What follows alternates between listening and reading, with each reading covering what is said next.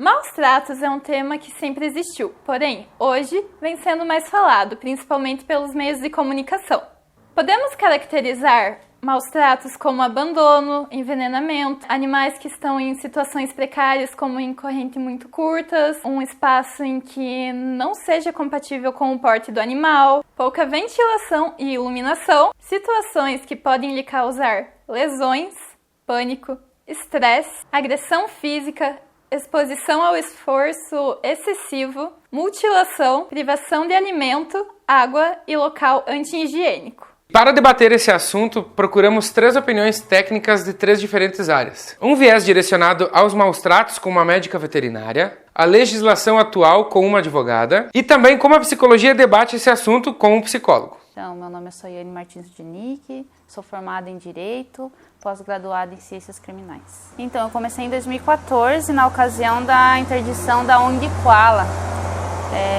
Lá haviam mais de 300 animais em situação de maus tratos e a gente, com um grupo de protetores de animais, a gente se envolveu em órgãos públicos para tentar intermediar essa situação. Tanto que depois, posteriormente, teve ações judiciais e ela foi, de fato, interditada. Tinha papagaio, tinha macaco e mais quase 300 cachorros, né? Macaco? Tinha macaco também lá. Então, aí a sociedade começou a compreender melhor, né? Teve uma visibilidade muito grande, né? As pessoas não conheciam como que funcionava a ONG, como que estava a situação dos animais, né? Aí que começou. Logo depois disso, eu participei do Congresso Mundial de Direitos dos Animais, que ocorreu em Brasília. Lá estavam várias pessoas, figuras do mundo jurídico, figuras importantes. Tinha ministro do STF, do STJ, tinha um grupo jurídico, digamos, de juízes, promotores, alguns do Poder Judiciário da Suíça, dos Estados Unidos. Então, envolveu os grandes primatas. Foi assim um congresso que envolveu várias dinâmicas do mundo da proteção animal. Ao se deparar com alguma dessas situações, seja de qualquer espécie de animal, doméstico, exótico ou silvestre, deve-se ir à delegacia mais próxima para realizar o boletim de ocorrência, comunicar a Promotoria de Justiça do Meio Ambiente ou os protetores de animais para que juntos tomem as devidas providências para denunciar a situação. As denúncias geralmente chegam por voluntários, né, do nosso grupo que vai até o local tentar acolher algum animal, ajudar algum animal e daí ver a situação. Pelas redes sociais a gente vê bastante situação que precisa de situação de maus tratos e as pessoas pedem, né, pelo WhatsApp, pelas redes sociais e alguns mandam direto no WhatsApp dos protetores independentes. É difícil relatar só uma presença de maus tratos, porque infelizmente a gente vivencia isso todo dia praticamente. Então a gente tenta ajudar da melhor forma, né? Acolhendo o animal e fazendo todo o tratamento que ele precisa. Olá, eu sou o Sérgio Jochak, tenho formação em Psicologia pela Universidade do Contestado, campus de Porto União. Sou licenciado em Filosofia pela Faculdade Padre João Bagose e bacharelado pelo Seminário Diocesano Rainha das Missões e atualmente sou mestrando em Filosofia na Universidade Estadual do Paraná, campus de União da Vitória. Pensando essa questão dos maus tratos dos animais, nós podemos fazer uma pequena referência à Sagrada Escritura. Quando Deus criou o homem, está lá escrito no livro do Gênesis, isso, Gênesis do grego significa a origem. Quando Deus cria todo o mundo e todos os outros animais, Deus vê que aquilo é bom e cria o ser humano para ter o quê? Para ter domínio sobre os outros animais. A palavra domínio vem do latim dominus, que significa senhor. Então, a partir daquela época, então, o ser humano se sente o quê? Se sente acima da criação, ele se sente acima dos outros seres, ou dos outros animais. Partindo dessa ideia, deste princípio basilar, nós podemos pensar que muitas vezes os maus tratos estão o quê? Estão ligados com essa questão de o ser humano se achar superior aos outros animais. Então nós podemos muitas vezes colocar esses maus tratos como um desvio simplesmente de caráter, de achar que o ser humano ele é o quê? Ele é o dominus, ele é o senhor. Aliás, olhando nesse aspecto, percebe-se que esse dominus está ligado em todos os outros aspectos da vida humana. Se você percebe, por exemplo, que uma pessoa ela se acha mais do que a outra, principalmente na questão de gênero entre homem e mulher, está ligado com essa questão do dominus. Então, muitas vezes nós temos que olhar e fazer com que o ser humano perceba, do ponto de vista da psicologia, que ele faz parte do quê? Faz parte da ecologia, ou da ecologia. Eco significa oikos em grego, que significa casa. Então, quando nós falamos esse eco, esse oikos, é a casa em que todos nós fazemos parte. Nós, enquanto seres humanos, e os outros seres que também habitam esta terra. Eles fazem parte, juntamente com a gente, daquilo que a gente pode chamar o quê? De criação, que está o quê? Habitando o mesmo espaço, habitando o mesmo mundo. Eles estão junto com a gente. Então, quando nós olhamos para os seres, os outros animais, e nós temos essa visão, a gente começa a olhar ele como quem? Como os nossos irmãos, como dizia, né, o São Francisco de Assis. Ele fala e ele olha os outros animais como sendo o quê? Como sendo nossos irmãos. Então eu olho basicamente as pessoas que maltratam algum tipo de animal, eu olho primeiramente como um desvio de caráter. É aquela pessoa que ela entende que ela se sente superior aos outros seres humanos e posteriormente também o quê?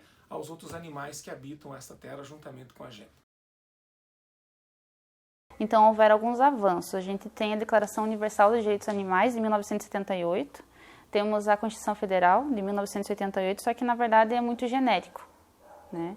Ela fala lá sobre a proteção do meio ambiente e tal, mas não tem uma efetividade que se espera. Aí tem a Lei de Crimes Ambientais. No estado do Paraná tem leis específicas, digamos, que regulamentam o cão comunitário, que é aquele cachorro que anda na rua, todo mundo alimenta, mas é uma responsabilidade da prefeitura, né? A gente tem essa lei a nível do estado, mas não temos a nível do município, não é aplicada e efetivada aqui. Agora teve a alteração ontem, que aumentou a pena de crime de maus tratos, né? Na lei de crime ambiental antes era de 3 meses a 1 ano, hoje é de 2 anos a 5 anos. Só que há um porém, porque na lei que foi aprovada pelo presidente Bolsonaro, tem lá maus tratos de cães e gatos. Então, como no direito penal a gente tem que aplicar o que está na lei, se a pessoa maltratar o outro animal, não vai poder aumentar a pena. Então, ficou esse vácuo, né? Então, houve sim vários avanços, inclusive no mundo jurídico. Digamos, hoje a gente pode falar sobre guarda compartilhada de animais, o que antes a gente não via. A gente pode conversar sobre habeas corpus de grandes primatas, já tem precedente, coisas que antes a gente não via. Há uma evolução, mas ainda falta muita coisa ainda. Então, houveram várias reivindicações das protetoras de animais. Então, digamos, temos aí, acredito que 4 grupos que vão diariamente buscando solucionar problemas, né? Só que, lógico, precisa de um aporte do município, né? Tem o setor de proteção animal hoje, que é uma conquista dos protetores, né? Foi uma luta que a gente conseguiu, digamos, solucionar, mas ele não comporta a demanda que precisa. Às vezes a gente precisa, digamos, 2 semanas atrás precisava-se de um atendimento, não puderam incluir, não puderam atender porque não tinha um plantão, às vezes falta convênio, falta verba, então não tem uma política pública ainda efetiva, né? Aí esse pontapé inicial que é o setor de proteção animal, que tem 2 veterinárias, digamos, que é ligado à Secretaria do Meio Ambiente, né? Mas precisa, digamos, dinamizar isso para realmente aplicar políticas públicas efetivas ali e cumprir as demandas, né? As 2 coisas, com certeza as 2 coisas. Lógico que há uma construção nas redes sociais que tentam colocar para a população, não, os maus tratos, houve um aumento disso, só que ainda não está efetivo. Aí o que acontece? Na minha opinião, o que teria que ser feito? Começar nas escolas, fazer semanas de conscientização, ter na grade escolar, entendeu? Porque, digamos, é um respeito que começa com os animais e já vai passando para as pessoas, né? É um cuidado que precisa. Aí a gestão pública, por quê? para conscientizar cada vez mais e mostrar para a população o que pode e o que não pode ser feito. Às vezes as crianças não têm noção, o que é maus tratos, o que não é, digamos, um código municipal de bem-estar animal para poder puxar essas leis estaduais, poder efetivar aqui, fazer mutirão de castração, porque o que acontece? Se você não tem um controle, digamos, de zoonoses ali, vai se proliferando e a demanda de maus tratos vai aumentando cada vez mais. Então, teria que setorizar, fazer castrações, fazer conscientização nas escolas, é todo um acordo sistêmico, entendeu? Digamos, na sociedade. Existe a teoria de Link, né, que fala sobre o elo de ligação, né? Pessoas que agridem animais, crianças que agridem animais, são possíveis agressores domésticos, né? Podem virar agressores em casa, domésticos, bater na mulher, bater nas crianças.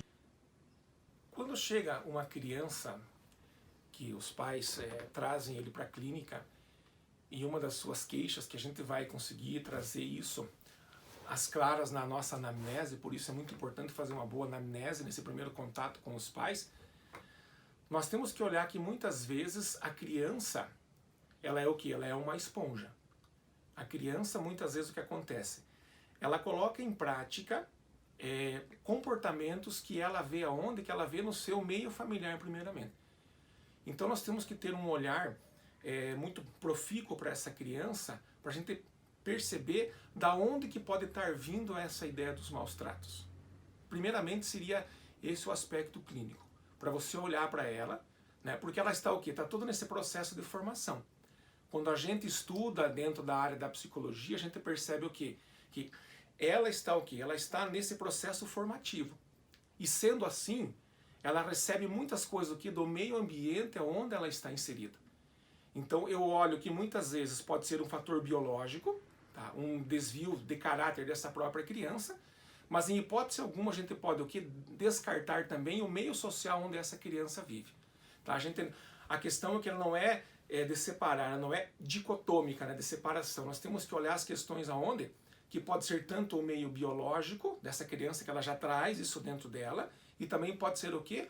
O meio que está atuando. Então eu acredito daquilo que a gente já leu, é o quê? É a atuação dessas duas forças. Então nós temos que olhar esses dois aspectos. Aquilo que a criança traz de si mesmo, da sua individualidade biológica, e também o quê?